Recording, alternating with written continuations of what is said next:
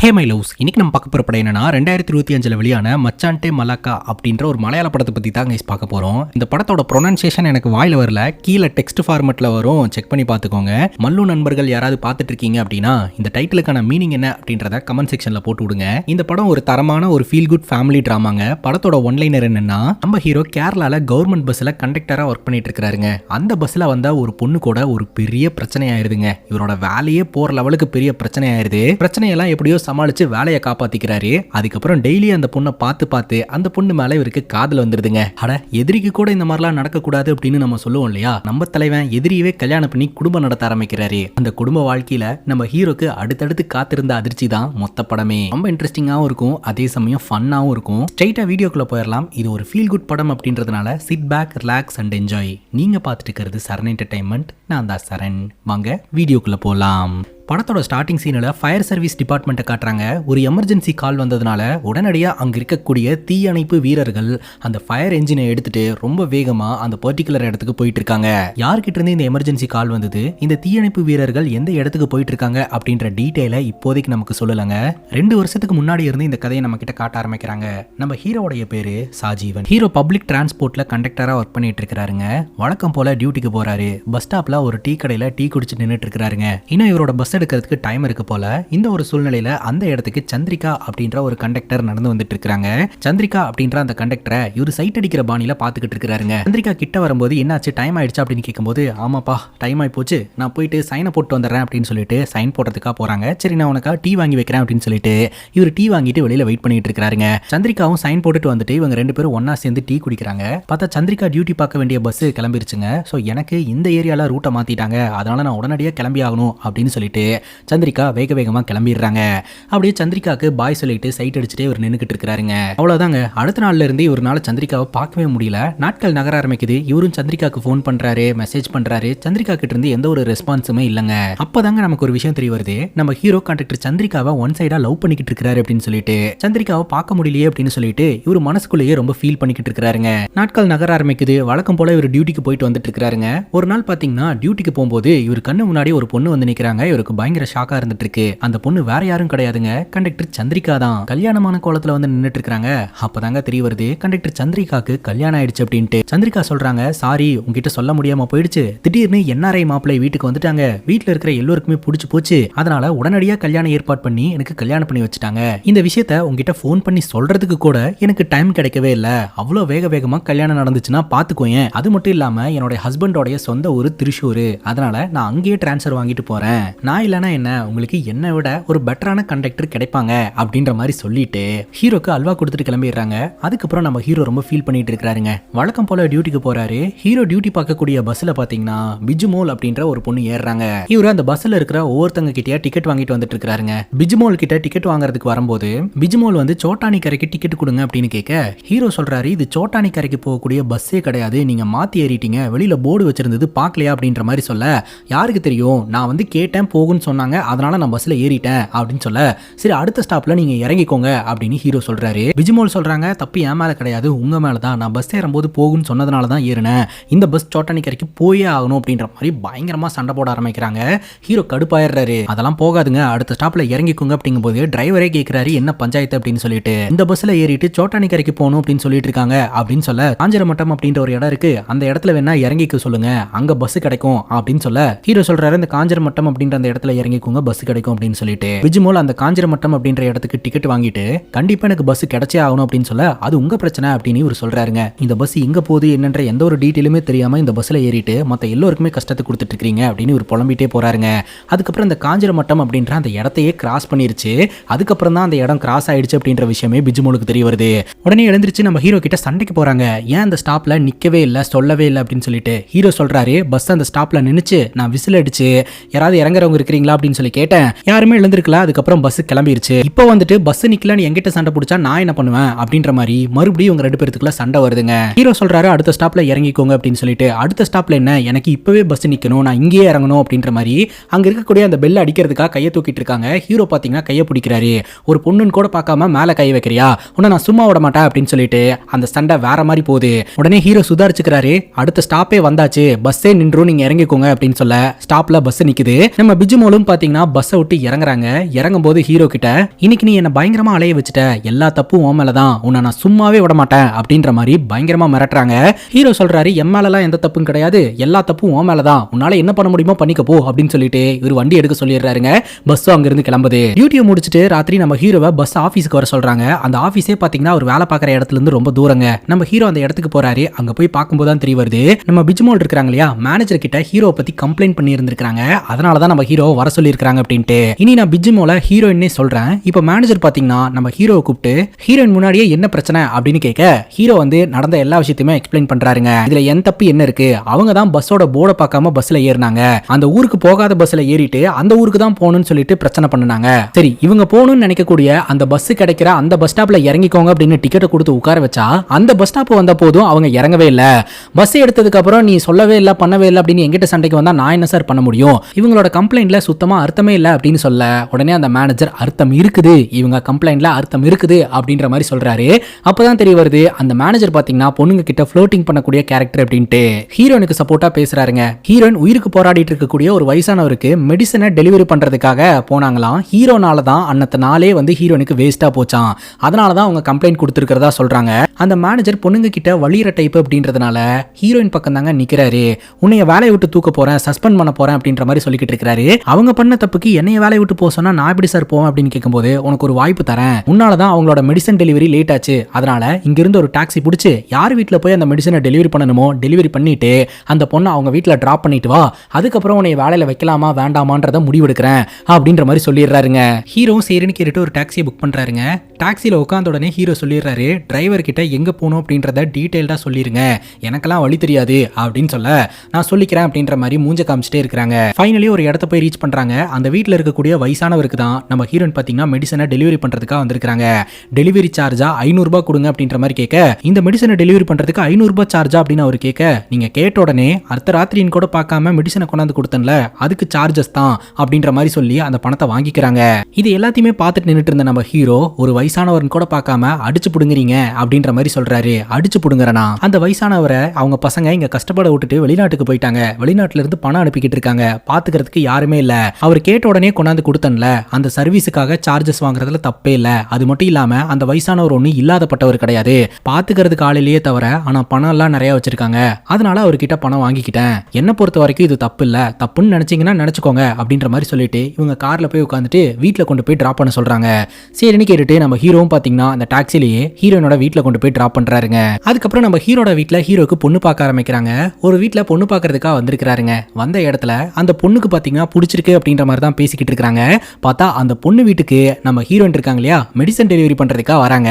அந்த வீட்டுல இருக்கிறவங்க ஹீரோயின் கிட்ட சொல்றாங்க என் பொண்ணை இப்பதான் பொண்ணு பார்த்துட்டு போறாங்க, பையன் கேரளா கவர்மெண்ட் பஸ்ல கண்டக்டரா ஒர்க் பண்ணிட்டு இருக்கான், எல்லாம் ஓகேவா ஆகும்னு நினைக்கிறேன் அப்படின்ற மாதிரி அவங்க சொல்லிட்டு இருக்காங்க. ரொம்ப நல்லது அப்படின்ட்டு அந்த இடத்த விட்டு ஹீரோயின் கிளம்புறாங்க. அப்படி ஹீரோயின் கிளம்பும் போது ஹீரோயினும் ஹீரோவும் ஒருத்தர் பாத்துக்கிறாங்க.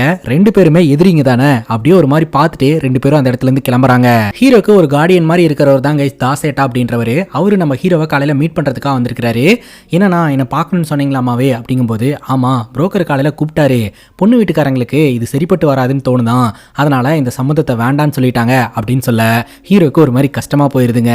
சரி விடு, ஊர்ல இந்த பொண்ணு மட்டும் தான் இருக்கா, என்ன வேற பொண்ணை பாத்துக்கலாம் அப்படின்ற மாதிரி தாசேட்டா சமாதானப்படுத்திட்டு அங்க இருந்து கிளம்புறாருங்க. இப்போ நம்ம ஹீரோ டியூட்டிக்கு போறாரு. நம்ம ஹீரோயின் கம்ப்ளைண்ட் கொடுத்ததுனால அந்த கம்ப்ளைண்ட் மேலிடம் வரைக்கும் போயிருக்குதுங்க. மேலிடத்துல வந்து ஹீரோக்கு அட்வைஸ் பண்றாங்க, நாம வேலை பார்க்கறது பப்ளிக்காக, ஒரு பப்ளிக் டிரான்ஸ்போர்ட்ல எல்லாரும் ஒரே மாதிரி இருக்க மாட்டாங்க, ஒவ்வொருத்தங்களுக்கும் தனித்தனி மென்டாலிட்டி இருக்கும், நாம தான் எல்லாத்தையுமே அனுசரிச்சு போய் ஆகணும், அவங்க சண்டை போடுறாங்க அப்படின்ட்டு நாமளும் பதிலுக்கு சண்டை போட்டோம் அப்படின்னா அப்புறம் கடைசியில நம்ம மேலதான் ஆக்ஷன் எடுப்பாங்க, அதனால கொஞ்சம் கவனமா அட்ஜஸ்ட் பண்ணி போய்க்கோ, அந்த பொண்ணு கொடுத்த கம்ப்ளைண்ட் வச்சுக்கிட்டு அந்த மேனேஜர் புடிவாதம் பிடிக்கிறதுனால உன்னை வந்து டிரான்ஸ்ஃபர் பண்ணிட்டாங்க, அட்லீஸ்ட் உனக்கு வேலை போகாம இருக்குது, அது வரைக்கும் சந்தோஷப்பட்டுக்கோ, சரி என் மேல எந்த தப்புமே இல்ல அப்படின்னு ஹீரோ சொன்னாலும் உன்னை ரூட்டை மாத்திட்டாங்க, அந்த ரூட்லயாவது கொஞ்சம் அட்ஜஸ்ட் பண்ணி இரு அப்படின்ற மாதிரி சொல்ல ஹீரோ சரின்னு கேட்டுக்கிறாருங்க. அதுக்கப்புறம் புது ரூட்ல இவர் கண்டக்டர் வேலைக்கு போறாருங்க. எல்லாரும் டிக்கெட் எடுத்தாச்சா அப்படின்னு கேட்டுட்டே வந்துட்டு இருக்காரு. ஒரு பொண்ணு கிட்ட டிக்கெட் எடுத்தாச்சா அப்படின்னு கேட்க ஹீரோக்கு பயங்கர அதிர்ச்சிங்க. ஏன்னா அங்க இருக்கிறது வேற யாரும் கிடையாது, ஹீரோயின் தான். ஆக்சுவலா இது நம்ம ஹீரோயின் ரெகுலரா போயிட்டு வர ரூட்டு. ஹீரோ பார்த்ததும் ஹீரோயின் கேள்வி கேட்க ஆரம்பிக்கிறாங்க, இந்த ரூட்லயும் என்ன டென்ஷன் பண்றதுக்கு வந்துட்டியா அப்படின்னு சொல்லிட்டு, உன்னோட மேனேஜர் நம்பர் என்கிட்ட இருக்கு, உன்னோட மேனேஜருக்கு ஃபோன் பண்ணி நான் கம்ப்ளைண்ட் பண்றேன், உன்னை என்ன பண்றேன்னு பாரு அப்படின்ற மாதிரி மறுபடியும் நம்ம ஹீரோயின் ஹீரோவை திட்ட ஹீரோ சொல்றாரு, நான் கஷ்டப்பட்டு படிச்சு எக்ஸாம் எழுதி இந்த வேலைக்கு வந்திருக்கேன், சும்மா நீ பண்ற கம்ப்ளைண்ட்லாம் என்ன வேலை விட்டு தூக்கிட மாட்டாங்க, உன்னால என்ன பண்ண முடியுமோ பண்ணிக்க அப்படின்னு சொல்லிட்டு சொல்லிட்டு இவர் போயிடுறாருங்க. அப்புறம் இந்த பஸ் பாத்தீங்கன்னா பஸ் ஸ்டாப்ல போய் நிக்குது. புது ரூட்டு புது இடம் அப்படின்னு சொல்லிட்டு இவருக்கு வந்துட்டு ஒரு மாதிரி தலைவலி வந்துருது. அப்படியே போய் ஒரு ஓரமா உட்காந்துடுறாரு. டிரைவர் கேட்கிறாரு, ஏன் என்னாச்சு இப்படி ஓரமா உட்காந்துக்கிட்டு இருக்கீங்க அப்படின்னு சொல்ல, ரொம்ப தலைவலியா இருக்குது அதனாலதான் உட்காந்துட்டேன் அப்படின்னு ஹீரோ சொல்றாரு. இதோ அங்கதான் மெடிக்கல் ஷாப் இருக்குது, ஒரு மாத்திரையை வாங்கி போடுங்க சரியாயிரும் அப்படின்னு சொல்ல, சரின்ட்டு நம்ம ஹீரோ மாத்திரை வாங்கலாம்ட்டு அந்த மெடிக்கல் ஷாப்புக்கு போனா அங்க ஒரு அதிர்ச்சிங்க. ஏன்னா அந்த மெடிக்கல் ஷாப்ல தான் நம்ம ஹீரோயின் வேலை பார்த்துக்கிட்டு இருக்காங்க. என்ன பண்றது வந்துட்டோமே அப்படின்னு சொல்லிட்டு இவரும் போயிட்டு தலைவலிக்கிறதுக்கு டேப்லெட் கொடுங்க அப்படின்னு கேட்கிறாரு. ஆனா ஹீரோயின் பாத்தீங்கன்னா ஹீரோ கண்டுக்கவே மாட்டேன்றாங்க. மத்த கஸ்டமர்ஸே அட்டன் பண்ணிட்டு இருக்காங்க. என்னடா அது இந்த பொண்ணு இப்படி பண்ணுது அப்படின்னு சொல்லிட்டு இவரு மறுபடியும் பஸ்ஸுக்குள்ள வந்து உட்கார்ந்துடுறாருங்க. கொஞ்ச நேரத்திலேயே ஒருத்தங்க கிட்ட ஹீரோயின் டேப்லெட் கொடுத்து அனுப்பி வைக்கிறாங்க. பரவாயில்லையே இந்த பொண்ணுக்கு மனசுல ஈரமெல்லாம் இருக்கு போல அப்படின்னு சொல்லிட்டு ஹீரோ அப்படியே ஹீரோனை பாக்குறாரு. ஆனா ஹீரோயின் கொஞ்சம் கூட திரும்பி பார்க்க மாட்டாங்க. அதுக்கப்புறம் நம்ம ஹீரோ ரெகுலரா அந்த ஒரு ரூட்லயே டியூட்டி பார்க்க ஆரம்பிக்கிறாரு. டெய்லியும் நம்ம ஹீரோயின் பாத்தீங்கன்னா அந்த பஸ்ல தான் டிராவல் பண்ணுவாங்க. டெய்லியும் ஹீரோனை பார்க்க ஹீரோக்கு ஹீரோயின் மேல இருந்த கோபம் எல்லாம் குறைஞ்சு ஹீரோயின் மேல ஹீரோக்கு அப்படியே காதல் அப்படின்றது மலர ஆரம்பிக்குது. இவ்வளவு நாள் கோவ பார்வையில பார்த்துட்டு இருந்தார் இல்லையா, இப்ப காதல் பார்வையில பார்க்க ஆரம்பிக்கிறாருங்க. அதுக்கப்புறம் இவர் தொடர்ந்து சைட் அடிக்க ஆரம்பிக்கிறாருங்க. டெய்லியும் பாக்குறாரு, டெய்லியும் சைட் அடிக்கிறாரு. இதெல்லாம் பாத்தீங்கன்னா கொஞ்சம் கொஞ்சம் நம்ம ஹீரோனுக்கும் தெரிய வர ஆரம்பிக்குது. இப்போ நம்ம ஹீரோ பாத்தீங்கன்னா ரமேஷன் அப்படின்ற ஒருத்தரை மீட் பண்றதுக்காக வராருங்க. அவரும் பாத்தீங்கன்னா ஹீரோடைய வெல்விஷர் தான். அவர்கிட்ட போயிட்டு உங்ககிட்ட ஒரு முக்கியமான விஷயத்தை பத்தி பேசணும், கொஞ்சம் தனியா பேசணும் அப்படின்னு சொல்லிட்டு ரெண்டு பேரும் தனியா வராங்க.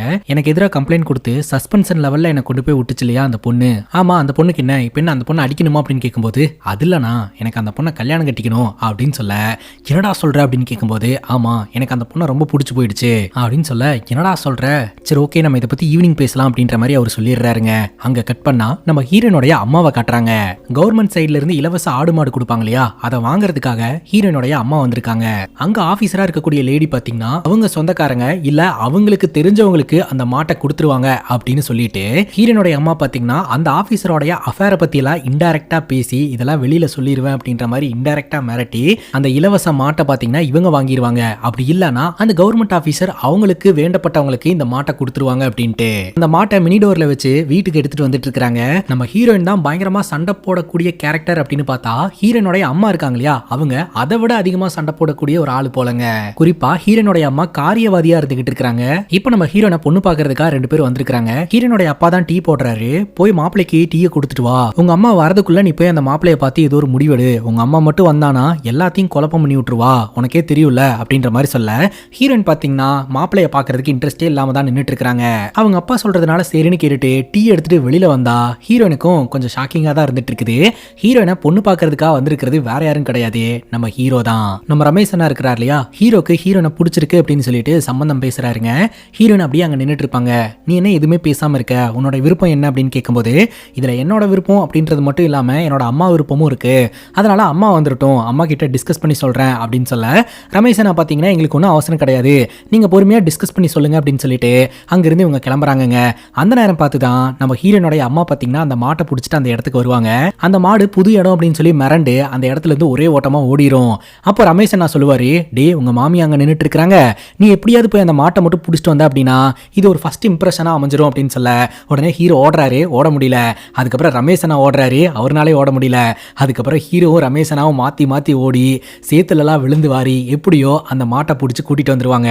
இவ்வளவு கஷ்டப்பட்டு எங்க மாட்டை பிடிச்சிட்டு வரீங்களே நீங்க யாரு அப்படின்னு சொல்லி நம்ம ஹீரோனுடைய அம்மா கேட்க, உங்க பொண்ணு பாக்குறதுக்காக வந்தோம், இவரு தான் மாப்பிள்ள அப்படின்னு சொல்ல, அப்படியா என்ன வேலை பாக்குறாரு அப்படிங்கும்போது, கவர்மெண்ட் பஸ்ல கண்டக்டரா இருக்கிறாரு அப்படிங்கும்போது, கவர்மெண்ட் வேலையா, சரி ஓகே நீங்க கிளம்புங்க, நான் என்ன ஏதுன்னு சொல்லி டிஸ்கஸ் பண்ணிட்டு சொல்றேன் அப்படின்னு ஹீரோனுடைய அம்மா சொல்லிடுறாங்க. ராத்திரி நம்ம ஹீரோ உட்கார வச்சு தாசனா பயங்கரமா திட்டுறாருங்க. பக்கத்துல தான் ரமேஷனாவும் இருப்பாரு. தாசனா என்ன சொல்றாரு அப்படின்னா, நம்ம ஹீரோனுடைய வீட்டுல வந்துட்டு வீட்டோட மாப்பிள்ளையா இருக்கணும் அப்படின்ற ஒரு நிபந்தனையை முன்வைக்கிறாங்க.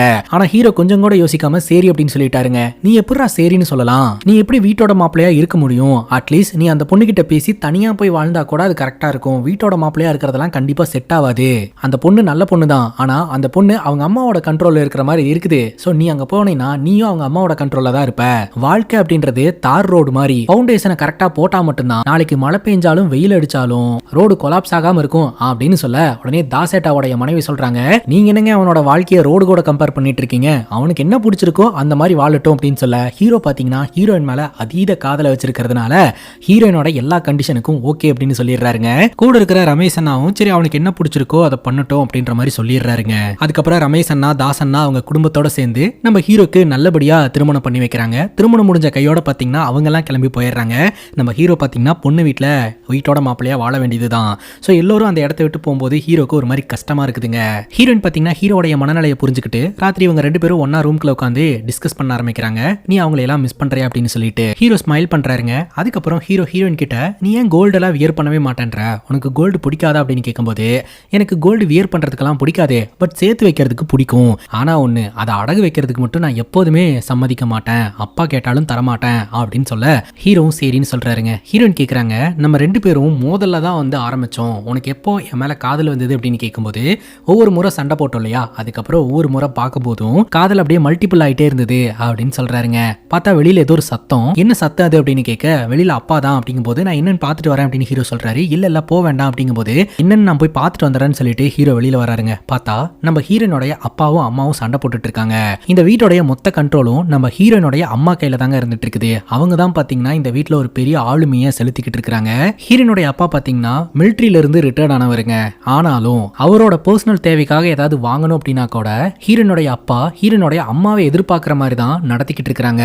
சண்டை போட்டுட்டு ஹீரோனுடைய அம்மா உள்ள போயிடுறாங்க. ஹீரோனுடைய அப்பா வெளியிலேயே படுத்து கிடக்குறாருங்க. நான் என்ன போய் கம்பளி எடுத்துட்டு வந்து தரவா அப்படின்னு ஹீரோ கேட்க அதெல்லாம் ஒன்றும் தேவையில்ல, 20 வருஷத்துக்கு முன்னாடி நான் காஷ்மீர் குளிர்லயே நின்னவன், இந்த குளிரெல்லாம் என்ன ஒன்றும் பண்ணாது, நீ போய் தூங்கு அப்படின்ற மாதிரி சொல்ல சரின்னு கேட்டுட்டு நம்ம ஹீரோ ரூம்குள்ள வந்து பார்த்தா நம்ம ஹீரோயின் நல்லா தூங்கிட்டு இருக்காங்க. ஆனா ஹீரோக்கு புது இடம் அப்படின்றதுனால தூக்கமே வர மாட்டேங்குதுங்க. இப்போ ரமேசனையும் தாசனையும் காட்டுறாங்க. ரமேசனா தாசனாட்ட சொல்றாரு, பையனுக்கு கல்யாணமாய் 2 நாள் ஆச்சு, என்னாச்சு ஏதாச்சு ஏதாவது போய் விசாரிச்சுட்டு வரலாமா பார்த்துட்டு வரலாமா அப்படிங்கும்போது அவன் மேல என்ன அவ்வளோ பாசமா அப்படிங்கும்போது ஆமா அப்படின்ற மாதிரி சொல்லிட்டு இருக்கிறாருங்க. இப்போ நம்ம ஹீரோ மாமனாரும் பாத்தீங்கன்னா மாடு மேய்ச்சிட்டு நின்றுட்டு பேசிட்டு இருப்பாங்க. அப்போ நம்ம ஹீரோவுடைய மாமனார் சொல்லுவாருங்க, என்னுடைய மனைவியும் மகளும் என் மேல அதிக அளவு அன்பை வச்சிருக்காங்க, ஆனா அந்த அன்பை எங்க கொண்டு போய் ஒளிச்சு வச்சிருக்காங்கன்னு தான் தெரியல, அதை என் மேல காட்டுறதே இல்ல. ஆனா என் பையன் ராஜி அந்த மாதிரி கிடையாது, என் கூட ரொம்ப அன்பா இருப்பான், நாங்க எல்லாத்தையும் ஓப்பனாவே பேசிப்போம், அது மட்டும் இல்லாம சீக்கிரட்டா சரக்கு கூட அடிப்போம் தெரியுமா அப்படின்னு சொல்லி சிரிக்கிறாருங்க. ஆமா அவரை கல்யாணத்துல பார்க்கல, அவர் எங்கேயுமே நான் பார்க்கலையே, அவர் எங்கங்க அப்படின்ற மாதிரி ஹீரோ கேட்க அப்பதான் நம்ம ஹீரோடைய மாமனார் சொல்றாரு, அவன் தற்கொலை பண்ணி இறந்து போயிட்டான் அப்படின்னு சொல்லிட்டு. என்னங்க சொல்றீங்க அப்படின்னு கேட்கும்போது ஆமா அவன் ஒரு பொண்ணை லவ் பண்ணிக்கிட்டு இருந்தான், அந்த பொண்ணுக்கு வேற ஒருத்தர் கூட கல்யாணம் பண்ணி வெளியூருக்கு அனுப்பிச்சு வச்சுட்டாங்க, அந்த மன உளைச்சல் தாங்க முடியாம அவன் இறந்து போயிட்டான் அப்படின்னு இந்த கதையை சொல்லி ஃபீல் பண்ணிட்டு இருக்கும்போது கரெக்டா நம்ம ஹீரோ அந்த இடத்துக்கு வந்துடுறாங்க. அங்க நின்று என்ன பண்ணிட்டு இருக்கீங்க, இன்னைக்கு ரேஷன் கடையில மண்ணெண்ணெய் கொடுக்கறது கடைசி நாள், இன்னைக்கு போலன்னா அப்புறம் மண்ணெண்ணெய் கிடைக்காது போங்க அப்படின்ற மாதிரி சொல்ல ஹீரோனுடைய அப்பா சரிமா அப்படின்றாருங்க. அப்போ நம்ம ஹீரோ நான் போயிட்டு வரட்டா அப்படிங்கும்போது அதெல்லாம் ஒன்றும் தேவையில்ல அப்படின்ற மாதிரி ஹீரோன்னு சொல்லிடுறாங்க. அந்த நேரம் பார்த்து தான் தாசனாவும் ரமேசனாவும் ஹீரோ பார்க்கறதுக்காக வருவாங்க. சரக்கு வாங்கிட்டு வந்திருப்பாங்க. அங்க இருக்கக்கூடிய கிணத்துக்கிட்ட உட்காந்து அப்படியே ஜாலியா பேசிட்டு சரக்கு போட்டுக்கிட்டு இருப்பாங்க. ஹீரோன்னு பார்த்தீங்கன்னா பெருசா எதுவும் சொல்ல மாட்டாங்க, பரவாயில்ல உனக்கு நல்ல பொண்ணு தான் கிடைச்சிருக்கா அப்படின்ற மாதிரி தாசனனும் ரமேசனனும் சொல்லிட்டு இருப்பாங்க. அதுக்கப்புறம் ஹீரோன் உள்ள இருந்து குரல் கொடுப்பாங்க, ரேஷன் கடை அடைக்கிறதுக்குள்ள போயிட்டு வாங்கன்ட்டு. சரி நான் போயிட்டு வந்துடுறேன் அப்படின்னு சொல்லிட்டு நம்ம ஹீரோனுடைய அப்பா அங்க இருந்து கிளம்ப என்னடா அவன் மாமனார் இப்படி இருக்கிறாரு அப்படின்னு கேட்க ஹீரோ சொல்றாரு அவர் ரொம்ப நல்லவர் அப்படின்ட்டு. அப்புறம் தாசனனும் ரமேசனனும் கிளம்பிடுறாங்க. ராத்திரி பாத்தீங்கன்னா ஹீரோனுடைய அம்மா ஹீரோனுடைய அப்பா பிடிச்சி கண்டபடி திட்டி விட்டுறாங்க. இந்த வீட்டுல ஹீரோ சரக்கு அடிக்கவே கூடாது, அவர் சரக்கு அடிக்க மாட்டாரு அப்படின்னு சொல்லிட்டு தான் என் பொண்ணை கல்யாணம் பண்ணி கொடுத்த, ஆனா வீட்டுக்கே ஒரு 2 பேர்த்த கூட்டிட்டு வந்து இங்க வச்சு சரக்கு அடிக்கிறாரு அப்படின்னா இதெல்லாம் என்ன பழக்கம் அப்படின்னு பயங்கரமா திட்டி விட்டுறாங்க. ஹீரோ தூங்கலான்ட்டு ரூமுக்கு போறாருங்க. போனா ஹீரோனும் பயங்கர கோவத்தை வெளிப்படுத்துறாங்க. அதுக்கப்புறம் ஹீரோ அங்கிருந்து வெளியில வந்துடுறாரு. பார்த்தா வெளியில ஹீரோனுடைய மாமனார் உட்காந்துக்கிட்டு இருப்பாரு. 2 பேரும் ஒருத்தர் பார்த்துப்பாங்க. சரி ஏதாவது கட்டிங் வச்சிருக்கீங்களா அப்படின்னு கேட்க இருக்குது வா அப்படின்னு சொல்லிட்டு இவங்க 2 பேரும் யாருக்கும் தெரியாம போய் சரக்கு போட்டுக்கிட்டு இருப்பாங்க. ஹீரோனோட வீட்டுல சமையல் வேலையெல்லாம் ஹீரோனுடைய மாமனார் தான் பாப்பார் போல. காலங்காத்திலே பாத்தீங்கன்னா காய்கறி எல்லாம் கட் பண்ணிட்டு இருப்பாரு. நம்ம ஹீரோ டியூட்டிக்கு தயாராகிட்டு சாப்பிடலான்னு வந்து உட்காருவாருங்க. அப்போ நம்ம ஹீரோன் வந்துட்டு நாளைக்கு ஒரு இடத்துக்கு போலாமா அப்படின்ற மாதிரி சொல்றாங்க. அப்போ நம்ம ஹீரோனுடைய மாமனார் சைகை காட்டுறாரு, வேண்டாம் ஏதாவது வில்லங்கம் இருக்கும் அப்படின்னு சொல்லிட்டு. அதனால நம்ம ஹீரோ பாத்தீங்கன்னா நாளைக்கா என்னால் லீவ் எடுக்க முடியாது, டியூட்டி இருக்கு அப்படின்னு சொல்ல சரி ஓகே நான் தான் பார்த்தீங்கன்னா அந்த தாசன்னா ரமேஷன்னா அவங்க வீட்டுக்கு போய் குழந்தைங்களெல்லாம் பார்த்துட்டு ஏதாவது வாங்கி கொடுக்கலான்னு நினச்சேன் அப்படின்னு சொல்ல அப்படியா இல்லை நாளைக்கு போகலாம் அப்படின்ற மாதிரி ஹீரோ அப்படியே மாற்றி பேச ஆரம்பிச்சிடுறாரு. சரி உடனே டைவ் அடிச்சா மாட்டிப்போம் அப்படின்னு சொல்லிட்டு நாளைக்கு நான் வேலைக்கு போய்க்கிறேன், நாளானிக்கு போகலாமா அப்படிங்கும்போது நான் நாளைக்கு தான் லீவ் சொல்லியிருந்தேன், நாளானிக்கெல்லாம் என்னால் லீவ் எடுக்க முடியாது அப்படிங்கும்போது சரி ஓகே நாளைக்கு போகலாம் அப்படின்னு ஹீரோ சொல்ல இல்லை உங்களுக்கு தான் இம்பார்ட்டண்ட்டான வேலை இருக்குன்னு சொன்னீங்களா, நீங்கள் வேலைக்கு போங்க அப்படின்ற மாதிரி ஹீரோன்னு சொல்லிடுறாங்க. அட பாவி ஏயா இந்த மாதிரி சொன்ன அப்படின்ற மாதிரி ஹீரோ சொல்லிக்கிட்டு இருக்கிறாருங்க. அதுக்கப்புறம் லஞ்ச் பாக்ஸ் எல்லாம் எடுத்துட்டு நம்ம ஹீரோ டியூட்டிக்கு கிளம்பிடுறாரு. போன்ல இவங்க 2 பேரும் பேசி டிஸ்கஸ் பண்ணிட்டு நாளைக்கு போலாம் அப்படின்னு முடிவெடுத்துறாங்க. நம்ம ஹீரோவும் ஹீரோனும் சேர்ந்து இந்த தாசனாவோட வீட்டுக்கு வராங்க. வந்த இடத்துலயும் நம்ம ஹீரோயின் சண்டை போட்டுக்கிறாங்க. ஹீரோ குடிக்கிறார் இல்லையா, அதே காரணம் காட்டி ஹீரோயின் சண்டை போட ஆரம்பிக்கிறாங்க. அப்போ ஹீரோ சொல்றாரு நான் குடிக்கவெல்லாம் மாட்டேன், எனக்கு குடிச்சாதான் சந்தோஷம் கிடைக்கணும்னு இல்லை, நீ என் கூட இருந்தாலே நான் சந்தோஷமா தான் இருக்கேன் அப்படின்ற மாதிரிலாம் சொல்லி சமாளிக்கிறாருங்க. அதுக்கப்புறம் அங்க இருக்கக்கூடிய குழந்தைங்க கூட எல்லாம் ஹீரோ டைம் ஸ்பெண்ட் பண்ணிட்டு ஜாலியா இருந்துகிட்டு இருக்காருங்க. ஆனாலும் நம்ம ஹீரோயினுக்கு ஹீரோ மேல பொசிசிவ்னஸ் இருக்குது. ஸோ அதனால ரெண்டு பேருக்குள்ள மறுபடியும் அடிக்கடி சண்டை வந்துகிட்டு இருக்குதுங்க. அப்புறம் ஹீரோயின் போலாம் அப்படின்னு சொல்லி ப்ரெஷர் போட்டதுனால நம்ம ஹீரோ பாத்தீங்கன்னா தாசனோட வீட்டுல அப்படி இப்படின்னு பேசி சமாளிச்சுட்டு எப்படியோ அன்னைக்கு ராத்திரி கிளம்பி வீட்டுக்கு வந்துடுறாங்க. ஹீரோனோட வீட்டுல டிராப் பண்ணிட்டு ரமேஷனா ஹீரோ பார்த்து நீ ஓகே தானே, உனக்கு எதுவும் ப்ராப்ளம் இல்ல அப்படிங்கும்போது அதெல்லாம் ஒரு ப்ராப்ளம் இல்ல அப்படின்ற மாதிரி சொல்லிட்டு ஹீரோ வந்துடுறாருங்க. அதுக்கப்புறம் ஹீரோ அவரோட மாமனார் கிட்ட சரக்கு இருக்கா அப்படின்னு கேட்டு ரெண்டு பேரும் போய் யாருக்கும் தெரியாம சரக்கு அடிக்கிறாங்க. அப்ப நம்ம ஹீரோ அவரோட மனசுல இருக்கக்கூடிய ஃபீலிங் எல்லாம் சொல்லிட்டு இருக்காருங்க. ஹீரோயின் பாத்தீங்கன்னா ஹீரோக்கு பயங்கரமான மென்டல் பிரஷர் எல்லாம் பண்ணிட்டே இருக்காங்க இல்லையா, அது எல்லாத்தையுமே ஹீரோனுடைய மாமனார் கிட்ட சொல்லி இவர் புலம்பிக்கிட்டு இருக்காருங்க. அந்த நேரம் பார்த்து வீட்டுல இருக்கக்கூடிய மாடு கத்த ஆரம்பிச்சிருது. நான் என்னன்னு போய் பார்த்துட்டு வரேன் அப்படின்னு மாமனார் சொல்றாரு. சரி நான் சொன்னதெல்லாம் மனசுல வச்சுக்காதீங்க அப்படின்ற மாதிரி ஹீரோ சமாதானப்படுத்தி விட்டாருங்க. அடுத்த நாள் காலையில ஹீரோ டியூட்டிக்கு போறாருங்க. ஹீரோயின் ஃபோன் பண்ணி என்ன இங்க வேற ஒரு கண்டக்டர் நின்னுட்டு இருக்காரு அப்படிங்கும்போது இல்ல என்ன வேற ரூட்டுக்கு மாத்தி விட்டுட்டாங்க அப்படின்னு சொல்ல என்ன பார்க்க கூடாது அப்படின்னு சொல்லிட்டு தான் வேற ரூட்டை கேட்டு வாங்கினேன் அப்படின்னு கேட்கும்போது இல்ல நான் பஸ் ஸ்டாப்புக்கு வந்ததுக்கு அப்புறம் தான் தெரியும் எனக்கு ரூட்டை மாத்திருக்காங்கன்னு அப்படின்னு சொல்ல அப்பவும் இவங்க ரெண்டு பேருக்குள்ள சண்டை வருதுங்க. ஹீரோ பேச பேச போனை கட் பண்ணிட்டு போயிடுறாரு. இப்போ நம்ம ஹீரோடைய மாமனார் இருக்கிறார் இல்லையா, அவரோட பாட்டியை மீட் பண்றதுக்காக வந்திருக்காருங்க. அப்பதாங்க விஷயம் தெரிய வருது. ஹீரோடைய மாமனாரும் பாத்தீங்கன்னா அந்த வீட்டோட மாப்பிள்ளையா தான் இருந்துகிட்டு இருக்காரு அப்படின்ட்டு. பாட்டி கேட்கறாங்க உன் பொண்டாட்டி இப்பவும் உன்னை போட்டு டார்ச்சர் பண்ணிட்டு இருக்கிறாள் அப்படின்ட்டு. ஏன் பாட்டி இந்த மாதிரி கேட்குறீங்க அப்படிங்கும்போது இல்ல உன்னை விட உன் பொண்டாட்டி வயசுல மூத்தவ தானே அதனாலதான் அப்படிங்கும்போது வரும்போதெல்லாம் இதையே கேட்குறீங்க அப்படின்னு சமாளிக்கிறாருங்க. சரி உன் வீட்டில் இருக்கிற உன் மருமகன் எப்படி அப்படின்னு கேட்கும்போது அவன் ரொம்ப நல்ல பையன் தான், எங்க ரெண்டு பேருக்குள்ள செட் ஆயிடுச்சு அப்படின்ற மாதிரி சொல்றாருங்க. அப்ப கரெக்டா போன் அடிக்கிற சவுண்ட் கேக்குது. போன் கால் நம்ம ஹீரோட மாமனாருக்கு தான் வந்திருக்குன்னு சொல்றாங்க. ஹீரோடைய மாமனார் போயிட்டு போன் அட்டன் பண்றாருங்க. அட்டன் பண்ணா ஒரு அதிர்ச்சி சம்பவங்க. கவர்மெண்ட் பஸ்ஸும் லாரியும் மோதி ஒரு பெரிய விபத்து நடந்திருக்குது. அந்த விபத்துல நிறைய பேருக்கு காயம், மோசமான சூழ்நிலையில எல்லாரும் ஹாஸ்பிட்டல்ல அட்மிட் ஆயிருக்காங்க அப்படின்ற தகவல். அந்த பஸ்ல தான் இன்னைக்கு நம்ம ஹீரோ டியூட்டி பாக்குறதுக்காக போயிருந்திருக்காரு. எல்லாருமே அடிச்சு பிடிச்சு ஹாஸ்பிட்டலுக்கு போறாங்க. அப்பதாங்க விஷயம் தெரிய வருது. ஹீரோக்கு உடனடியா கிட்னி டிரான்ஸ்பிளான்ட் பண்ணணும், அதற்கான டோனரை கண்டுபிடிங்க அப்படின்ட்டு. அங்க இவங்களுக்கு தெரிஞ்ச ஒருத்தர் சொல்றாரு இந்த ஹாஸ்பிட்டல்ல ட்ரீட்மெண்ட் பாக்குறது ரொம்ப எக்ஸ்பென்சிவான ஒரு விஷயம், ஆனா அதை பத்தி எல்லாம் கவலைப்படாதீங்க, ஹீரோ கவர்மெண்ட்ல ஒர்க் பண்றதுனால அவருக்கு கிளைம் எல்லாம் இருக்கும் அப்படின்னு சொல்ல இங்க காசு பணம் மட்டும் பிரச்சனை இல்ல, உடனடியா ஒரு கிட்னி வேணும், கிட்னி டோனரை எங்கன்னு போய் பிடிக்கிறது அப்படின்ற மாதிரி இவங்க ஃபீல் பண்ணிட்டு இருக்காங்க. அப்பதான் தாசண்ணா ஒரு முடிவு எடுக்கிறாரு. தாசண்ணாவும் தாசண்ணாவுடைய மனைவியும் டாக்டர் மீட் பண்றதுக்காக போறாங்க. தாசண்ணாவுடைய மனைவி வேற யாரும் கிடையாதுங்க, நம்ம ஹீரோவுடைய சிஸ்டர் தான். ஹீரோடைய சிஸ்டர் வந்து ஹீரோக்கு கிட்னி டொனேட் பண்ணி ஹீரோட உயிரை காப்பாத்தலாம்னு முடிவு எடுத்திருக்காங்க அப்படின்னு சொல்ல டாக்டரே ரொம்ப சந்தோஷப்படுறாங்க. பரவாயில்ல இந்த காலத்துல அண்ணன் தம்பிங்களுக்கு உதவக்கூடிய ஆளுங்களும் இருக்கிறாங்க அப்படின்றத உங்களை பார்க்கும்போது தான் தெரியுது அப்படின்ட்டு. அப்ப சீனியர் டாக்டர் கிட்ட இருந்து கால் வருது, உடனடியா வாங்க அப்படின்னு சொல்லிட்டு அங்க போய் பார்க்கும்போது தான் தெரிய வருது நம்ம ஹீரோயின் பாத்தீங்கன்னா அவங்களுடைய கணவருக்கு கிட்னி டொனேட் பண்றதுக்கு முன் வந்திருக்காங்கன்ட்டு. அதை பார்க்கும்போது தாசனாக்கு ஒரு மாதிரி சந்தோஷமா இருக்கு. எப்போதுமே மூஞ்சு காட்டிட்டு இருக்கக்கூடிய இந்த பொண்ணு புருஷன் விஷயத்துல கொஞ்சம் அக்கறையோட இருக்கு அப்படின்னு சொல்லிட்டு இவங்க கொஞ்சம் சந்தோஷப்படுறாங்க. அதே சமயம் இந்த மெடிக்கல் டெஸ்ட் எல்லாம் எடுத்து பார்த்ததுல இவங்களுடைய கிட்னி வந்து ஹீரோக்கு பொருந்தும் அப்படின்றதும் கன்ஃபார்ம் ஆகுது. இப்போ நம்ம ஹீரோனுடைய அம்மா இதுக்கு ஒத்துக்கவே மாட்டேன்றாங்க. ஹீரோனை பயங்கரமா திட்டுறாங்க. நான் உயிரோட இருக்கிற வரைக்கும் இதுக்கு சம்மதிக்கவே மாட்டேன், நீ எல்லாம் ஒரு தந்தையா, நீ உன் பொண்ணுகிட்ட சொல்லி புரிய வை, அவ புருஷனுக்கு எப்படி இவ கிட்னி கொடுக்கலாம், அதெல்லாம் முடியாதுன்னு சொல்லு அப்படிங்கும்போது சரின்னு கேட்டுட்டு நம்ம ஹீரோனுடைய அப்பா என்ன சொல்றாரு தெரியுமா, அவன் உன்னோட புருஷன், உன்னுல பாதி, உன்னோட உயிரை காப்பாத்தி வாழ வைக்கிறதும் வாழ வைக்காததும் உன் கையில தான் இருக்குது, உன்னோட முடிவு அப்படின்னு பட்டுன்னு சொல்லிட்டு போயிடுறாருங்க. ஹீரோன் ரொம்ப ஸ்ட்ராங்கா சொல்லிடுறாங்க, இங்க பாருங்க என் புருஷனை காப்பாற்றணும்னு நான் முடிவு பண்ணிட்டேன், இதுதான் என்னோட ஃபைனல் டெசிஷன், இந்த டெசிஷன்ல இருந்து நான் மாறவே மாட்டேன் அப்படின்னு சொல்லிடுறாங்க. ஹீரோனுடைய அம்மாக்கு இதெல்லாம் பிடிக்கல. ஹீரோனுடைய வீட்டுல பாத்தீங்கன்னா ஹீரோனுடைய அம்மா ஆளுமை தாங்க, அவங்க சொல்றதை தான் கேட்டு நடந்துக்கணும் அப்படின்ற மாதிரி பயங்கரமா டாமினேட் பண்ணுவாங்க. அதை மீறி இப்போ நம்ம ஹீரோன் ஒரு முடிவு எடுக்கிறாங்க. உடனடியா சர்ஜரி தொடங்கப்படுது. ஃபைனலி சக்சஸ்ஃபுல்லா கிட்னி டிரான்ஸ்பிளான்ட்டும் நடக்குதுங்க. ஒரு 2 வாரத்துக்கு அப்புறம் ஹீரோ கொஞ்சம் கொஞ்சமா ரெக்கவர் ஆக ஆரம்பிக்கிறாரு. ஹீரோயின் பக்கத்துல உட்காந்துக்கிட்டு இருக்காங்க.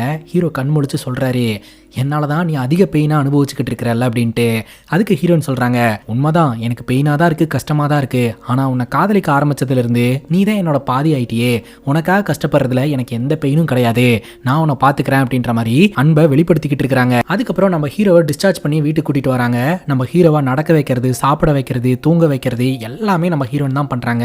பக்கத்துல இருந்து தன்னோட கணவனை அவ்வளோ அன்பா கவனிக்கிறது ஹீரோனுடைய அம்மாக்கு ஒரு மாதிரி எரிச்சலை தாங்க ஏற்படுத்துது. கடுப்புலயே இருந்துகிட்டு இருக்காங்க. ஆனா ஹீரோன் அதை பத்தி எல்லாம் கவலைப்படாம புருஷனை நல்லபடியா பாத்துக்கிறாங்க. ஒரு நாள் நம்ம ஹீரோன் வீட்டுல வேலை பார்த்துட்டு இருக்கும்போது இந்த பக்கத்து வீட்டு அக்கா வந்து சும்மா அதையும் இதையும் கேட்டுட்டு இருக்காங்க. அது மட்டும் இல்லாம நம்ம ஹீரோ முன்ன மாதிரி கண்டக்டர் வேலைக்கெல்லாம் போக முடியாது, எப்படியும் கவர்மெண்ட்ல இருந்து ஹீரோவை வேலையை விட்டு தூக்கிடுவாங்க, அப்புறம் நீ கிட்னி டிரான்ஸ்பிளான்ட்லாம் பண்ணிருக்க, உன் வயிற்றுல குழந்தையெல்லாம் வளருமா அப்படின்னு ரொம்பவே பேசி ஹர்ட் பண்றாங்க. ஹீரோன் செம்ம காண்டாயிட்டு வந்துடுறாங்க. ஹீரோனுடைய அம்மா அங்க நின்னுட்டு என்ன என் பொண்ணு கிட்ட இன்வெஸ்டிகேஷன் நடத்திட்டு இருக்கிறியா அப்படின்னு கேட்க அந்த ஆண்டி ஹீரோனுடைய அம்மா கிட்ட வந்து பேசுறாங்க. ஹீரோனுடைய அம்மா பாத்தீங்கன்னா மறுபடியும் ஏத்தி தான் விட்டுட்டு இருக்காங்க. அந்த ஆண்டி சொல்றாங்க, இப்பதான் அவர் உடம்பு சரியில்லாம இருக்கிறாரு, கூடி சீக்கிரம் அவர் குணமாயிட்டார் அப்படின்னா கண்டிப்பா உங்க பொண்ணை நல்லபடியா பாத்துப்பார்ல அப்படிங்கும்போது அவனுக்கெல்லாம் எங்க வேலை தர போறாங்க, வேலைக்கு அன்ஃபிட்னு சொல்லி துரத்தி தான் விட போறாங்க அப்படின்னு வார்த்தைகளால ஹீரோவை அவங்க கஷ்டப்படுத்திக்கிட்டு இருக்காங்க. அப்படியே இவருக்கு கவர்மெண்ட் வேலை கொடுக்கலான்னு முடிவு எடுத்தாலும் லோ கிரேட்ல ஏதாவது ஒரு சின்ன வேலை போட்டு கொடுப்பாங்க, அதை வச்சு எப்படி இவன் என் பொண்ணை பாப்பான் அப்படின்னு பேசிட்டு இருக்காங்க. இப்போ நம்ம ஹீரோ பாத்தீங்கன்னா ஹீரோனோட அம்மாவை கட்டையால அடிக்கிற மாதிரி நினைச்சு பார்த்து அப்படி சிரிச்சுக்கிட்டு இருக்காரு. உள்ள வந்த நம்ம ஹீரோயின் பாத்தீங்கன்னா என்ன நீ பாட்டுக்கு சிரிச்சுக்கிட்டு இருக்க, என்ன விஷயம் அப்படின்னு கேட்க ஒன்னும் இல்லை அப்படின்னு ஹீரோ சொல்றாரு. அப்ப ஹீரோயின் சொல்றாங்க, இந்த பக்கத்து வீட்டு ஆண்டி சொல்றதெல்லாம் கேட்டுட்டு நீ கவலைப்படாத, ஏன்னா இந்த பக்கத்து வீட்டு ஆண்டியோட பொண்ணு ஒரு ஆட்டோ டிரைவர் கூட ஓடி போயிடுச்சு, ஃபர்ஸ்ட் அவங்க குடும்பத்தை அவங்க பார்க்கட்டும், அதுக்கப்புறம் நம்ம குடும்ப விஷயத்துல தலையிடுவாங்களாமா அப்படின்ற மாதிரி ஹீரோயின் சொல்லிடுறாங்க. ஆக்சுவலா நம்ம ஹீரோ பாத்தீங்கன்னா ஒரு பொண்ணு பார்க்கறதுக்காக வந்துட்டு அந்த பொண்ணு வீட்டுக்காரங்க கூட நம்ம ஹீரோ வேணான்னு சொன்னாங்க இல்லையா, அந்த கல்யாணம் நின்று போனதுக்கு காரணம் நம்ம ஹீரோயின் தான். ஏதோ ஒன்று மனசுக்குள்ள தோணுச்சு, அதனால தான் இப்படி பண்ண அப்படின்னு ஹீரோயின் சொல்ல ஒன்றும் பிரச்சனை இல்லை, சப்போஸ் நான் அந்த பொண்ணை கல்யாணம் பண்ணியிருந்தாலும் கல்யாணத்துக்கு அப்புறம் அந்த பொண்ணு ஓடி போயிருந்துச்சுன்னா எனக்கு ரொம்ப கேவலமா போயிருக்கும், எனக்கு உன்னதான் பிடிச்சிருக்கு, நீ மட்டும் போதும் அப்படின்னு ஹீரோ சொல்றாருங்க. அது மட்டும் இல்லாம உன்னோட அம்மா என்னோட வேலை விஷயத்தை பத்தி பேசிட்டே இருக்கிறாங்க, சம்பளம் குறைவா இருந்தாலும் கவர்மெண்ட் வேலை தான், எனக்கு வேலை போகாது, அதை உன்னோட அம்மா கிட்ட சொல்லி புரிய வை அப்படின்னு சொல்ல அதெல்லாம் ஒரு பிரச்சனையும் கிடையாது அப்படின்ற மாதிரி ஹீரோயின் சொல்லிடுறாங்க. அதுக்கப்புறம் நம்ம ஹீரோக்கு மெசேஜ் வருதுங்க. அந்த மெசேஜை பார்த்துட்டு நம்ம ஹீரோயின் கேட்குறாங்க யார் மெசேஜ் பண்ணுறாங்க அப்படின்ட்டு. இல்லை என்னோட கூட ஒர்க் பண்ண சந்திரிகா அப்படின்றவங்கன்னு நினைக்கிறேன், அவங்க ட்ரான்ஸ்ஃபர் ஆகி வெளியூர் போயிட்டாங்க, இப்போ மெசேஜ் பண்ணியிருக்காங்க அப்படிங்கும்போது மெசேஜ் பண்ணுறது நிப்பாட்டிட்டு அவங்கள நேரில் வந்து பார்க்க சொல்லு, ஏன் நேரில் வந்து பார்க்குறதுல ஏதாவது பிரச்சனை அப்படின்னு கேட்கும்போது அதெல்லாம் ஒன்றும் கிடையாது, டியூட்டியில் இருப்பாங்கன்னு நினைக்கிறேன் அப்படின்ற மாதிரி ஹீரோ சொல்லிடுறாருங்க. இப்போ நம்ம ஹீரோ வீட்டில் இருக்கும்போது ஹீரோடைய மாமியார் வார்த்தையால் பயங்கரமாக திட்டுறாங்க. ஹாஸ்பிட்டல் பில் கட்டியிருக்கோம், உங்களை வீட்டில் இருந்து பார்த்துட்டு இருக்கிறோம், என் பொண்ணு கிட்னியும் டொனேட் பண்ணியிருக்கா, ஆனால் 3 வேளையும் சும்மா சாப்பிட்டுட்டு உட்காந்துக்கிட்டு இருக்கீங்க, அட்லீஸ்ட் அந்த இன்சூரன்ஸ் அது என்னாச்சுன்னு போய் கேட்கலாம்ல அப்படின்ற மாதிரி திட்ட ஹீரோக்கு ஒரு மாதிரி தர்ம சங்கடமா இருக்குதுங்க. இப்போ கரெக்டாக ஹீரோடைய மாமனார் பார்த்தீங்கன்னா நீ இதெல்லாம் கேட்கணும்னு அவசியமே கிடையாது, அவர் எல்லாத்தையுமே கரெக்டாக தான் ஃபாலோ பண்ணிட்டு இருக்காரு, நீ கேட்டோன்னா வரதுக்கு அது ஒன்றும் பணம் கிடையாது, கவர்மெண்ட் சம்மந்தப்பட்ட விஷயம் எல்லாமே அந்தந்த டைமுக்கு தான் நடக்கும் அப்படின்ற மாதிரி சொல்லிடுறாருங்க. இந்த வீட்டில் ஹீரோக்கு கொஞ்சம் சப்போர்ட்டிவா பேசுற ஒரே ஒரு ஆளு ஹீரோடைய மாமனார் மட்டும்தாங்க. அதுக்கப்புறம் வீட்டில் ஒரு பர்த்டே ஃபங்க்ஷன் அப்படின்னு சொல்லிட்டு எல்லாருமே செலிப்ரேட் பண்ணிட்டு இருக்காங்க. வெளியில பாத்தீங்கன்னா தாஸ் அண்ணா, ரமேஷ் அண்ணா இவங்க 2 பேரும் குடிச்சிட்டு இருக்காங்க, பக்கத்துல ஹீரோ நின்னுட்டு இருப்பாருங்க. இப்போ நம்ம ஹீரோயின் பாத்தீங்கன்னா அந்த ஃபங்க்ஷன்ல எடுத்த வீடியோஸ் எல்லாம் ஹீரோடைய மொபைல்ல பார்த்துட்டு இருப்பாங்க. அப்ப கரெக்டா இந்த சந்திரிகா கிட்ட இருந்து வாய்ஸ் நோட் வரும், அதை ஹீரோயின் ப்ளே பண்ணி கேட்பாங்க. இந்த சந்திரிகா பாத்தீங்கன்னா ஒரு விஷயத்த சொல்லி இருந்திருப்பாங்க, சந்திரிகா வந்து என்ஆர்ஐ மாப்பிள்ளையை தானே கல்யாணம் பண்ணாங்க, அவர் கல்ஃபுக்கு போயிட்டாராம், இவங்க இங்க தனியா இருந்துட்டு இருக்காங்களாம், இப்பதான் எனக்கு உங்களோட அருமை என்னன்னு புரியுது, பேசாம நம்ம 2 பேரும் சேர்ந்திருந்தா இன்னைக்கு ரொம்ப சந்தோஷமா இருந்திருக்கலாம் இல்லையா அப்படின்ற மாதிரி வாய்ஸ் நோட் அனுப்பிச்சு வச்சிருக்காங்க. அதை கேட்கும்போது ஹீரோனுக்கு செம்ம காண்டாவுது. அந்த கோவத்திலேயே ஹீரோவை பார்க்கறதுக்காக வராங்க. அப்ப நம்ம ஹீரோ கையில கிளாஸோட நின்றுட்டு இருப்பாரு, அதை பார்க்கும்போது இன்னும் ஹீரோனுக்கு செம்ம காண்டாகும். அந்த இடத்துக்கு வந்துட்டு ஹீரோ கையில சரக்கு கிளாஸை கொடுத்தது யாரு அப்படின்னு கேட்க ரமேஷ் அண்ணா நான் தான்ப்பா கொடுத்தேன் அப்படிங்கும்போது பலார்னு ரமேஷ் அண்ணனை ஹீரோனை அரைஞ்சிடறாங்க. உடனடியாக அந்த இடத்துக்கு வந்த ரமேஷ் அண்ணனுடைய மனைவி என் புருஷன் மேல கை வைக்கிறதுக்கு நீ யாரு அப்படின்னு சொல்லி அந்த இடத்துல பெரிய பஞ்சாயத்தே ஆகி போயிருதுங்க. இப்பதான் கிட்னி டிரான்ஸ்பிளான்ட் நடந்து ஹீரோ கொஞ்சம் ஆரோக்கியமா இருந்துட்டு இருக்கிறாரு.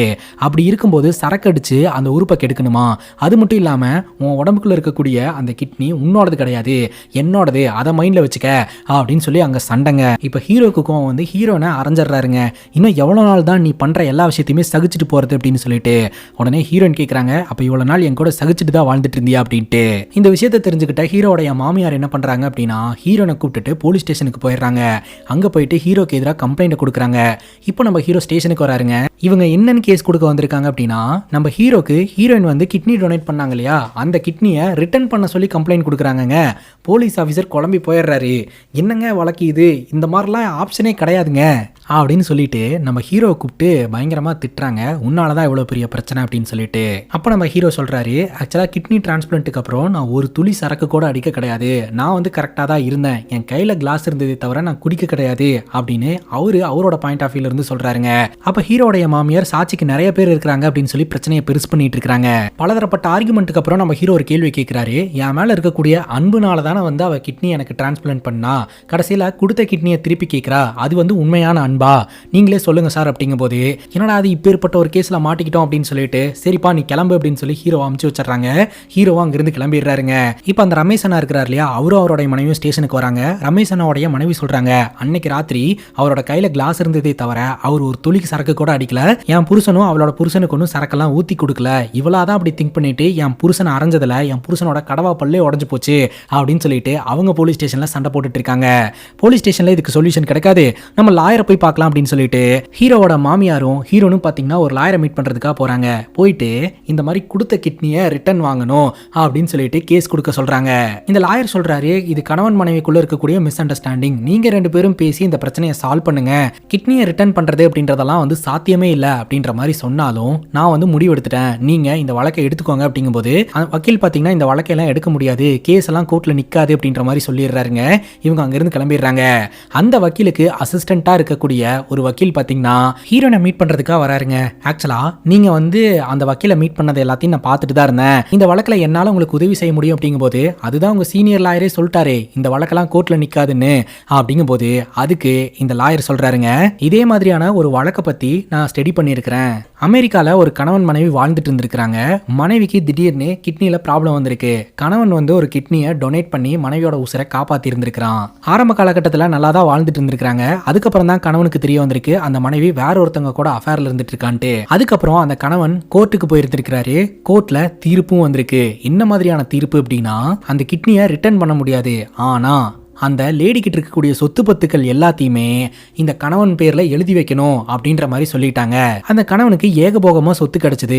அந்த சொத்தை வச்சு அந்த கணவன் நிம்மதியா வாழ ஆரம்பிச்சிட்டாரு. நாம வேணா இதே மாதிரி பண்ணலாம், ஹீரோக்கு எதிராக கேஸை கொடுக்கலாம். ஹீரோனால கண்டிப்பா அந்த கிட்னியை ரிட்டர்ன்லாம் பண்ண முடியாது, ஆனா ஹீரோவோட சொத்து பத்துக்கள் எல்லாமே உங்க பொண்ணு பேர்ல வர மாதிரி கோர்ட்ல கேட்டு வாங்கிக்கலாம் அப்படின்னு சொல்ல, ஹீரோனுடைய அம்மா மணி மைண்டடான ஒரு ஆள் அப்படின்றதுனால இதுக்கு ஓகே அப்படின்ற மாதிரி சொல்லிடுறாங்க.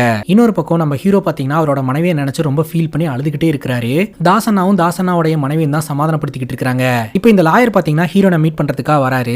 ஆக்சுவலா ஃபர்ஸ்ட் நம்ம டிவோர்ஸ் அப்ளை பண்ணலாம், டிவோர்ஸ்க்கான காரணம் அப்படின்னு கேட்கும்போது நீங்க உங்க புருஷனை பத்தி இல்லாது பொல்லாதெல்லாம் சொல்லுங்க, அடிச்சான் டார்ச்சர் பண்ணா அவனுக்கு அஃபேர் இருக்கு அப்படின்னு சொல்லிட்டு என்னென்ன பொய்யெல்லாம் சொல்ல முடியுமோ எல்லாத்தையுமே சொல்லுங்க. ஸோ இது எல்லாமே கோர்ட் ஏத்துக்கிட்டு உங்களுக்கு உடனடியாக டிவோர்ஸ் கொடுத்துரும். நீங்க ஸ்ட்ராங்கான காரணத்தை சொல்லல அப்படின்னா கோர்ட் கண்டிப்பா உங்களுக்கு டிவோர்ஸ் கொடுக்காது. ஹீரோடைய மாமியார் சரி அப்படின்னு சொல்லிடுறாங்க. ஹீரோவோட சைட்ல இருந்து பாத்தீங்கன்னா இங்க வந்து தாசனாலாம் பேசி பாக்குறாருங்க. ஆனா ஹீரோட மாமியார் இவங்க சேர்றதுக்கு அக்செப்டே பண்ணிக்க மாட்டேன்றாங்க. இப்போ இந்த வழக்கு ஃபேமிலி கோர்ட்டுக்கு வருதுங்க. 2 தரப்புலயுமே வந்து ஆர்கியூமெண்ட் நடந்துட்டு இருக்கு. ஹீரோனுக்கு சப்போர்ட்டா இருக்கக்கூடிய லாயர் பாத்தீங்கன்னா ஹீரோ வந்து பயங்கரமா குடிக்கிறாரு, டார்ச்சர் பண்றாரு அப்படின்ற மாதிரி பயங்கரமா பொய் சொல்றாங்க. அது எல்லாமே உண்மை அப்படின்ற மாதிரி ஹீரோனு எழுந்து சொல்றாங்க. இப்போ ஹீரோ கிட்ட ஜட்ஜ் பேசுறாரு. அப்ப ஹீரோ சொல்றாரு, அவங்க சொல்றது எல்லாமே பொய், ஆனா எனக்கு இந்த டிவோர்ஸ் கொடுக்கறதுல விருப்பம் இல்ல, எனக்கு அவ கூட வாழணும்னு தாங்க ஆசை அப்படின்ற மாதிரி சொல்லிடுறாருங்க. இப்போ இந்த வழக்கை அடுத்த ஹீரோயிங்க்கு தள்ளி வச்சிருதுங்க. நம்ம ஹீரோடைய மாமனார் பாத்தீங்கன்னா மாடு மேய்ச்சி நின்றுட்டு இருப்பாரு. அப்போ சொந்தக்காரங்க ஒருத்தவங்க வந்து சொல்லுவாங்க, இந்த மாதிரி உங்க பாட்டி இறந்து போயிட்டாங்க அப்படின்னு சொல்லிட்டு. ஹீரோவோட மாமியாருக்கு பாத்தீங்கன்னா இந்த விஷயம் தெரிஞ்சிருக்குதுங்க. தெரிஞ்சுமே மாமனார் கிட்ட இந்த விஷயத்த சொல்லவே இல்ல. என் பாட்டி இறந்து போயிட்டாங்க அப்படின்னு தெரிஞ்சும் நீ வந்துட்டு என்கிட்ட ஏன் சொல்லவே இல்லை அப்படின்ற மாதிரி கேட்குறாருங்க. நான் ஒரு பஞ்சாயத்து மீட்டிங்ல இருந்தேன், அதனால தான் சொல்லல, செத்து போனவங்க செத்து போனாங்க, அங்க போய் நீ என்ன பண்ண போற அப்படின்ற மாதிரி பேசுறாங்க. ஹீரோட மாமியாருக்கு கஷ்டமா போயிருதுங்க. உனக்கு ரிலேஷன்ஷிப்போட வேல்யூ என்னன்னே புரிய மாட்டேங்குது அப்படின்ட்டு. இப்போ அடுத்த ஹீரோயிங்க்கு கோர்ட்டுக்கு வராங்க. நம்ம ஹீரோவோடைய மாமியார் பாத்தீங்கன்னா எப்படியாவது தான் பொண்ணை ஹீரோ கிட்ட இருந்து பிரிச்சிடணும், ஹீரோவோட சொத்துக்கள் எல்லாத்தையுமே அபகரிச்சிடணும் அப்படின்றதுல குறியா இருந்துட்டு இருக்காங்க. ஹீரோயின் கிட்ட ஜட்ஜ் வந்து கேள்வி கேட்கும் போது பதில் சொல்லலான்ட்டு ஹீரோயின் வரும்போது அப்படியே மயக்கம் போட்டு விழுந்துடுறாங்க. உடனடியாக ஹாஸ்பிட்டலில் கொண்டு போய் அட்மிட் பண்ணும்போது தான் தெரிய வருது ஹீரோயின் கன்சீவா இருக்காங்க அப்படின்ட்டு. அப்போ இந்த லாயர் வெளியில வராரு. நம்ம ஹீரோ கிட்ட கங்க்ராச்சுலேஷன்ஸ் அப்படின்ற மாதிரி சொல்றாரு. ஹீரோ என்ன அப்படின்னு கேட்கும்போது நீ அப்பா ஆக போற அப்படின்ற மாதிரி இந்த லாயர் சொல்ல, அப்ப ஹீரோ சொல்றாரு, நீ வந்து டாக்குமெண்ட் ரீதியா எங்களை பிரிச்சிடலாம், ஆனா ரத்த பந்தத்தை பிரிக்கவே முடியாது அப்படின்ற மாதிரி சொல்லிடுறாருங்க. அப்ப ஹாஸ்பிட்டல்ல ஹீரோ ஹீரோயின் 2 பேரும் ஒரு மாதிரி பாசமா தான் பார்த்துப்பாங்க. ஆனாலும் நம்ம ஹீரோயினுடைய அம்மா இருக்காங்க இல்லையா, அவங்க அந்த இடத்துல இருந்து பிடிச்சி இழுத்துட்டு போயிருவாங்க. ஹீரோயின் கன்சீவா இருக்காங்க அப்படின்னு தெரிஞ்ச உடனே ரமேஷ் அண்ணாவுடைய மனைவி இருக்காங்க இல்லையா, அவங்க போலீஸ் ஸ்டேஷன் போயிட்டு ஹீரோயின் மேல கொடுத்த அந்த கேஸை வாபஸ் வாங்கிடுவாங்க.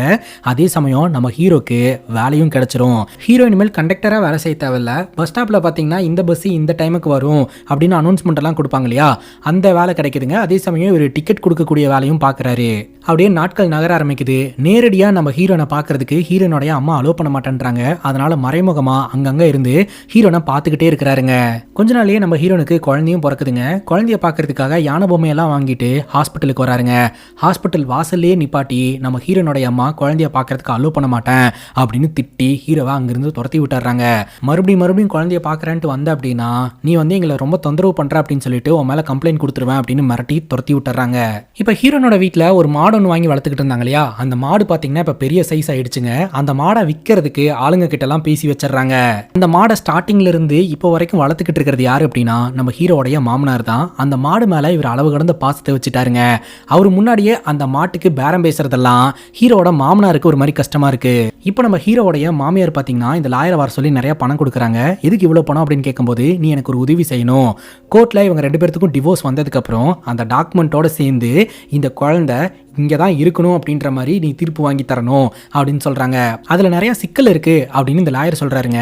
அதுக்கு நம்ம ஹீரோவோட மாமியார் சொல்கிறாங்க, குழந்தை நம்ம கையிலேயே இருக்கிறதுக்கு என்கிட்ட ஒரு வழி இருக்குது அப்படின்னு ஏதோ ஒரு கேவலமான விஷயத்த சொல்லி இருந்திருக்கிறாங்க. அதை பார்த்தீங்கன்னா நம்ம ஹீரோவோட மாமனார் ஒட்டி கேட்டுறாரு. இந்த விஷயத்த நம்ம ஹீரோ கிட்ட போட்டு கொடுத்துட்றாரு. இந்த லாயரே பார்த்தீங்கன்னா ஏன்டா இந்த கேஸை எடுத்தோம் அப்படின்ற மாதிரி டீ கடையில் நின்று புலம்பிக்கிட்டு இருக்க அந்த இடத்துக்கு வந்த நம்ம ஹீரோ லாயரோட சட்டையை பிடிச்சி அடிக்க ஆரம்பிக்கிறாருங்க. ஏன்டா என் குழந்தை என்கிட்ட இருந்து பிரிக்கிறதுக்கு நீ அந்த குழந்தையோட அப்பனாகலான்னு முடிவு பண்ணிட்டியா அப்படின்னு சொல்லி சண்டை போடுறாருங்க. அப்பதான் ஹீரோவோட மாமியார் எவ்வளவு கேவலமானவங்க அப்படின்றது நமக்கு தெளிவா தெரியுது. இப்போ நம்ம ஹீரோ அந்த லாயரை கூப்பிட்டுட்டு வீட்டில் இருக்கக்கூடிய எல்லா டாக்குமெண்ட்ஸையும் எடுத்துட்டு அந்த இடத்துக்கு போய் ஹீரோனோட வீட்டு முன்னாடி நின்று பயங்கரமா பஞ்சாயத்து பண்ண ஆரம்பிக்கிறாங்க. எனக்கு என் குழந்தைய பார்க்கணும் அப்படின்ற மாதிரி சொல்ல அதெல்லாம் பார்க்க முடியாது அப்படின்னு மாமியார் சொல்றாங்க. அப்ப இந்த லாயர் சொல்றாரு, இவன் எல்லா டாக்குமெண்ட்டையும் தரதுக்கு தயாரா இருக்கிறான், குழந்தைய பார்க்கணும்னு சொல்றான், அலோ பண்ணிருங்க அப்படிங்கும்போது நீ எனக்கு லாயரா இல்ல அவனுக்கு லாயரா, அவனுக்கு சப்போர்ட் பண்ணி பேசிட்டு இருக்க அப்படின்னு சொல்லி அங்க பலதரப்பட்ட ஆர்குமெண்ட் நடக்குதுங்க. அப்ப கரெக்டா அந்த மாட்டை எடுத்துட்டு போறதுக்காக ஆளுங்க வந்துடுறாங்க. அவங்க கிட்ட போயிட்டு அந்த மாட்டுக்காக காசை வாங்குறத பத்தி ஆர்குமெண்ட் நடந்துட்டு இருக்குது. காசையும் வாங்கிக்கிறாங்க. அதுக்கப்புறம் மாட்டை புடிச்சிட்டு வந்து விட்டுருங்க அப்படின்ற மாதிரி சொல்ல ஹீரோவோட மாமனார் பாத்தீங்கன்னா அந்த மாட்டை புடிச்சிட்டு வரதுக்காக போறாரு. அவருக்கு அவ்வளவு கஷ்டமா இருக்குது. வெளியில நம்ம ஹீரோவும் அந்த லாயரும் நின்றுட்டு இருக்கிறத ஜன்னல் வெளியில நம்ம ஹீரோன் பாக்குறாங்க. ரொம்ப ஃபீல் பண்றாங்க. இப்ப ஹீரோன் வெளியில வராங்க. லாயர் பாத்தீங்கன்னா ஹீரோன் கிட்டயே பேசுறாங்க. இனிமேல் இந்த கேஸை நீங்க 2 பேருமே பாத்துக்கோங்க. கோர்ட்ல நீங்க என்ன டிமாண்ட் பண்ணீங்களோ அது எல்லாத்தையுமே இவர் எடுத்துட்டு வந்திருக்கிறாரு. அந்த ஹாஸ்பிட்டல் செலவுக்கான காசு, டாக்குமெண்ட்ஸ், இவரோட ப்ராப்பர்ட்டி, பேங்க் பேலன்ஸ் எல்லாத்தையுமே கொண்டாந்துட்டாரு. எல்லாத்தையும் வச்சுக்கோங்க, அந்த குழந்தைய பார்க்கணும்னு மட்டும் சொல்றாரு, அதுக்கு அலோ பண்ணுங்க அப்படிங்கும்போது மாமியார் மறுபடியும் அதெல்லாம் முடியவே முடியாதுன்னு சண்டை போட்டுட்டு இருக்காங்க. அதாவது ஹீரோடைய காசு பணம் எல்லாமே வேணும், ஆனா குழந்தைய பார்க்கறதுக்கு அலோ பண்ண மாட்டேன்றாங்க. இன்னொரு பக்கம் ஹீரோடைய மாமனார் இருக்கிறார் இல்லையா, அந்த மாட்டு மேல அதிக அளவு பாசத்தை வச்சுட்டு அந்த மாட்டை எடுத்துட்டு போறவங்க கிட்ட சண்டை போட்டுட்டு இருக்காருங்க. மாட்டை கொடுக்க மாட்டேன் அப்படின்னு சொல்லிட்டு. அப்போ மாமியார் போய் அங்க சண்டை போட்டுட்டு இருக்காங்க. அப்போ நம்ம ஹீரோயின் பாத்தீங்கன்னா நீங்க வாங்க நான் குழந்தைய காட்டுறேன் அப்படின்னு சொல்லிட்டு குழந்தைய கொண்டாந்து ஹீரோட கையில கொடுக்க ஹீரோ ரொம்ப ஆசையோட அந்த குழந்தைய வாங்கி பாத்துக்கிட்டு இருக்காருங்க. இப்போ அங்க நடக்கக்கூடிய சண்டையில மாடை அவுத்துட்டு போயிருதுங்க. அந்த மாடை பிடிக்கிறதுக்கு ட்ரை பண்றாங்க. அந்த மாடு மிரண்டு போய் பயங்கர கோவத்தோட அங்கேயும் இங்கேயும் ஓடிக்கிட்டு இருக்குது. ஃபைனலா நம்ம ஹீரோவோட மாமியாரைய ஒரு முட்டு முட்டி தூக்கி வீசிடுதுங்க. ஹீரோவோட மாமியார் பறந்து போய் அங்க இருக்கக்கூடிய கிணத்துக்குள்ள விழுந்துடுறாங்க. உடனடியா ஃபயர் சர்வீஸுக்கு போனை போட்டு ஃபயர் சர்வீஸ் அந்த இடத்துக்கு வராங்க. இதைத்தான் படத்தோட ஸ்டார்டிங் சீன்ல பார்த்துருப்போம். ஃபயர் சர்வீஸ் அந்த இடத்துக்கு வந்து ரெஸ்கியூ பண்றதுக்கு முயற்சி பண்றாங்க. பட் ஹீரோவோடைய மாமியார் அந்த கிணத்துக்குள்ள விழுந்து இறந்து போயிட்டாங்க. ஹீரோவோட மாமியார் இறந்து போனதுக்கு அப்புறம் இந்த கேஸ் எல்லாம் விட்டுட்டு ஹீரோ ஹீரோயின் ஒன்று சேர்ந்து அந்த குழந்தைய வளர்க்கலாம்னு முடிவு பண்றாங்க. அதே சமயம் ஹீரோவோட மாமனார் அந்த மாட்டு மேல தொடர்ந்து பாசத்தை வச்சுக்கிட்டு இருக்காருங்க. இவ்வளவு நாள் இந்த குடும்பத்துல எல்லா பிரச்சனையுமே கிரியேட் பண்ணது நம்ம ஹீரோவோட மாமியார் தாங்க. அவங்க இப்ப இறந்ததுக்கு அப்புறம் இந்த குடும்பத்துல கொஞ்சம் நிம்மதி இருக்கு. ஆனா ஹீரோவோட குழந்தை கொஞ்சம் மாமியாரோட கேரக்டர் இருக்கிற மாதிரி இருக்கே அப்படின்னு சொல்லிட்டு கொஞ்சம் பயப்படத்தாங்க செய்யறாங்க. இப்போ இந்த லாயர் பாத்தீங்கன்னா ரோட்ல எல்லோருக்கும் விழிப்புணர்வை கிரியேட் பண்ணிட்டு இருக்காரு. டொமஸ்டிக் வயலன்ஸ் அப்படின்றது வந்து பெண்களுக்கு மட்டும் நடக்கல, ஆண்களுக்கும் நடந்துட்டு இருக்கு அப்படின்ட்டு பத்தி ஸ்பீச் கொடுத்துட்டு இருக்கும் போதே அங்க ஒரு லேடி வந்து அவங்க புருஷனை அடிச்சு இழுத்துட்டு போவாங்க. இதோட இந்த படம் முடியுதுங்க. இந்த படத்தை பத்தி நீங்க என்ன நினைக்கிறீங்க அப்படின்னு உங்களோட கருத்தை கமெண்ட் செக்ஷன்ல பதிவு பண்ணுங்க. அண்ட் இதே மாதிரி வேற ஏதாவது படத்தை பத்தி பேசணும் அப்படின்னு நினைச்சீங்கன்னா படத்தோட பேரை கமெண்ட் செக்ஷன்ல சொல்லுங்க. இதே மாதிரி வேற ஒரு நல்ல வீடியோல வந்து சந்திக்கிறேன். Love you guys, take care and cheers.